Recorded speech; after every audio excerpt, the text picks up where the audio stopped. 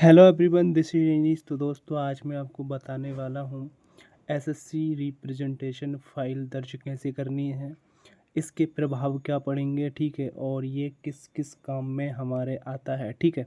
And तक ज़रूर देखना दोस्तों, ये वीडियो आपका जो है एसएससी जीडी से रिलेटेड बहुत बड़ा अपडेट हो सकता है, ठीक है, और ये आपका सिलेक्शन में बहुत ज़्यादा हेल्पफुल होगा। तो एंड तक ज़रूर देखना दोस्तों। जैसे कि आप थंबनेल में देख पा रहे होंगे, मैंने लिखा हुआ है SSC GD with held result update. अगर रिप्रेजेंटेशन दर्ज नहीं किया तो ज्वाइनिंग कैंसिल। ये इसलिए लिखा है दोस्तों कि बहुत बहुत ज़्यादा संभावना है कि आपकी ज्वाइनिंग निरस्त हो जाएगी, या कहीं तो एक तरीके से पेंडिंग रहेगी। इसका मैं अंत में प्रूफ दूंगा, लेकिन एंड तक ज़रूर देखना। अगर वीडियो को प्ले कर दिया है तो लाइक ज़रूर कर देना और चैनल को सब्सक्राइब ज़रूर कर लेना, ठीक है। तो देखो दोस्तों, पूरा मामला क्या है। ये है कि आपका जो वेरिफिकेशन है दोस्तों, वो सबसे पहले जब आपका रिज़ल्ट रोका था तो एसएससी ने आपकी फाइलें ट्रांसफ़र करी कहाँ पर, सीआरपीएफ को, ठीक है। किसको करी? सीआरपीएफ को करी फर्स्ट चेकिंग के लिए, ठीक है, यानी कि प्राथमिक जो चेकिंग होती है उसके लिए। क्योंकि आपको पता होना चाहिए दोस्तों, जो सीआरपीएफ है इंडिया में सभी तरीके के मेडिकल, सभी तरीके के फिजिकल और डॉक्यूमेंट्स इनका मेंटेनेंस करती है, ठीक है। क्या है, नोडल फोर्स बना रखी है सीआरपीएफ को।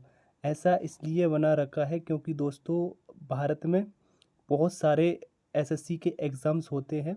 अगर अलग अलग फोर्सेस करवाती तो बहुत ज़्यादा पेचीदा और बहुत ज़्यादा एक तरीके से कहे तो कन्फ्यूज़न वाला मामला हो जाता। इसलिए नोडल फोर्स को बना दिया है सीआरपीएफ, जो आपका मेडिकल, जो पीएटी पीएसटी होता है उसके डॉक्यूमेंट्स इनकी चेकिंग करती है। मतलब सबसे पहले आपकी सारी चीज़ें कहाँ पर पहुँचती है, चाहे तो वो फिज़िकल हो चाहे वो मेडिकल हो, सारे डॉक्यूमेंट कहाँ पहुँचते हैं, सीआरपीएफ को पहुँचते हैं, यानी कि नोडल फोर्सेस को पहुँचते हैं, ठीक है। उसके बाद में क्या होता है दोस्तों, जब आपको विथहेल्ड रखा था तो नोडल फोर्स ने अपनी तरफ से कंफर्म कर दिया कि ये लिस्ट आई है हमारी तरफ। उनके डॉक्यूमेंट्स को उन्होंने फर्स्ट प्रायोरिटी के साथ में चेक किए। फिर जो है संबंधित जो अलॉटेड फोर्स है उनको सेकेंडरी वेरिफिकेशन के लिए सेंड कर दिए जाते हैं। सबसे पहले एसएससी ने किसको किए? एसएससी ने किए दोस्तों सीआरपीएफ को, ठीक है। फिर सीआरपीएफ जिस तरीके से जिसकी नीड होती है उसको सेंड करती जाती है, ठीक है। जिस भी चीज़ की नीड होती है, पहला यहाँ से झंडी मिलती है, ठीक है, यानी कि यहाँ से प्रूव होता है कि हमारी तरफ से इन कैंडिडेट्स की अर्जी आई है।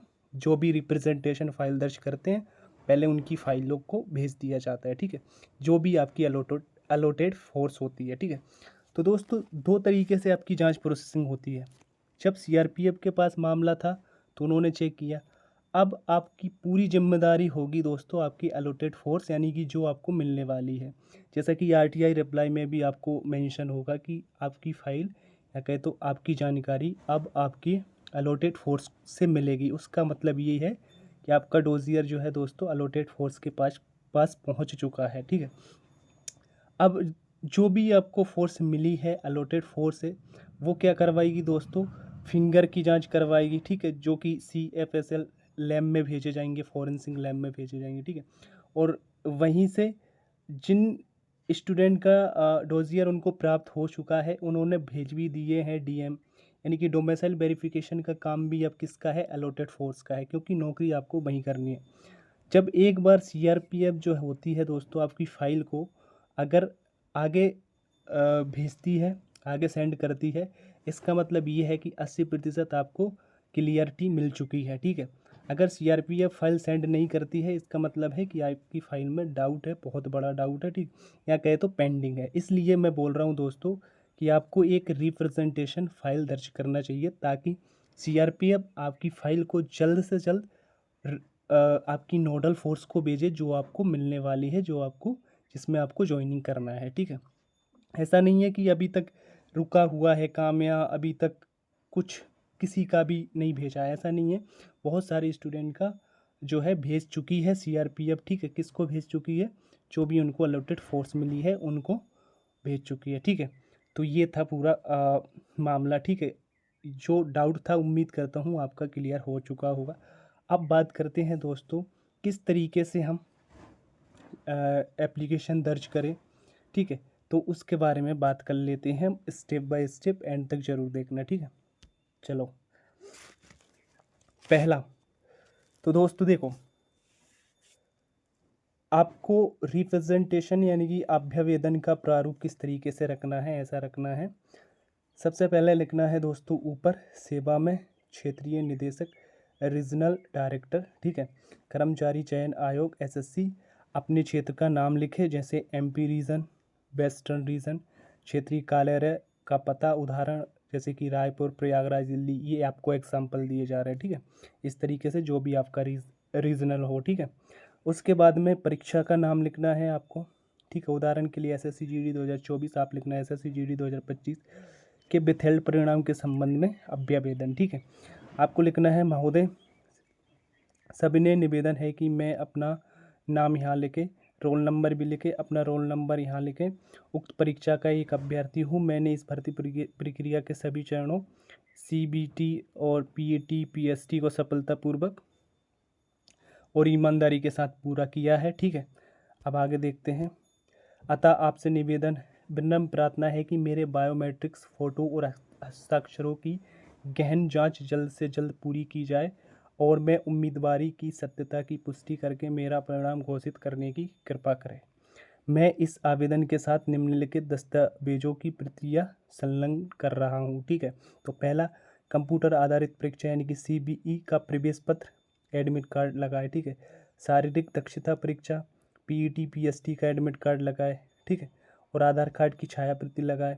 परिणाम का वह पृष्ठ जहाँ मेरा रोल नंबर विथेल्ड की सूची में है उसको रेड लाइन से मार्क करें, ठीक है। सकारात्मक कार्रवाई की प्रतीक्षा में, ठीक है। अब देखो दोस्तों, ये 4 आपको डॉक्यूमेंट्स जो है आपको लगाने हैं, जो जब भी आप मेल करो तब, और जब भी आप स्पीड पोस्ट के माध्यम से सेंड करो तब, ठीक है। तो जो भी जब आप स्पीड पोस्ट के माध्यम से सेंड करोगे तो उसकी आप एक प्रति ज़रूर ले लेना, ठीक है। जो रिसीप्ट होती है लगाने की, ठीक है, उसको ज़रूर ले लेना, ठीक है। आगे बढ़ते हैं, और आगे अब आपको लिखना है दोस्तों, अपना फ़ोन नंबर लिखना, मोबाइल नंबर, अपना स्थायी पता लिखना, दिनांक आज की तारीख लिखना, स्थान अपने शहर का नाम लिखना, ठीक है। अब इसे दर्ज करने के लिए आपको सुझाव है स्पीड पोस्ट, इस आवेदन को अपने एसएससी रीजनल ऑफिस के पते स्पीड पोस्ट से भेजें और रसीद को संभाल कर रखें, ठीक है। हस्ताक्षर आवेदन के अंत में अपने वही हस्ताक्षर करें जो अपने अपने परीक्षा के समय में फॉर्म में किए थे, ये भी आपको ध्यान रखना है, ठीक है। और आगे बढ़ते हैं दोस्तों। अब देखो, 3 तरीके से आपको जमा करना है। स्पीड पोस्ट सबसे प्रभावी, सबसे इफ़ेक्टिव तरीका होता है जो पोस्ट ऑफिस होती है उसके माध्यम से अपने संबंधित एसएससी को, ठीक है। रीजनल ऑफिस के पते पर स्पीड पोस्ट के जरिए भेजें, रसीद को संभाल कर रखें।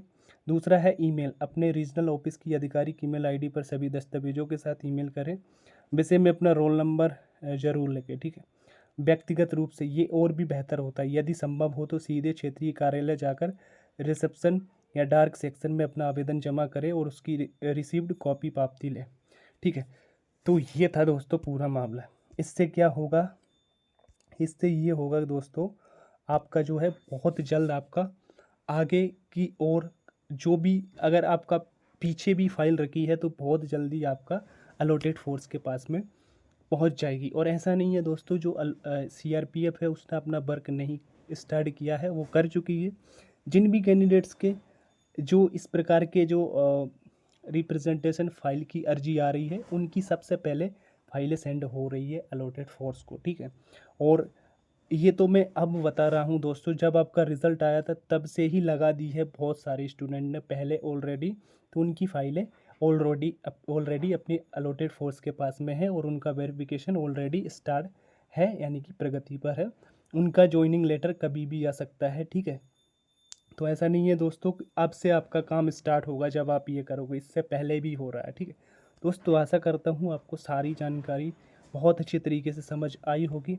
किसी भी प्रकार के डाउट्स के लिए दोस्तों आपको टेलीग्राम जो है उसको ज्वाइन कर लेना है। उसका नाम है RAJNEESH